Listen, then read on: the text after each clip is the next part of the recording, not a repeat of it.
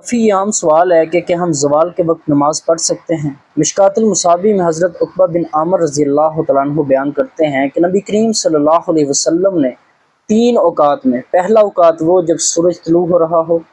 حتیٰ کہ وہ طلوع نہ ہو جائے، دوسرا اوقات وہ جسے نصف النہار کہا جاتا ہے، ظہر سے بالکل کچھ دیر پہلے جب سورج بالکل درمیان میں آ جاتا ہے، کسی چیز کا بھی اس وقت سایہ نظر نہیں آتا، تیسرا اوقات وہ جب سورج غروب ہو رہا ہو حتیٰ کہ غروب نہ ہو جائے۔ نبی کریم صلی اللہ علیہ وسلم نے ان 3 اوقات میں نماز پڑھنے اور مردوں کو دفن کرنے سے منع فرمایا۔ ابو داؤد کے اندر بھی ایک حدیث موجود ہے کہ نبی کریم صلی اللہ علیہ وسلم نے زوال کے وقت نماز پڑھنے سے منع فرمایا کہ جو بالکل ظہر سے کچھ دیر پہلے کا وقت ہوتا ہے،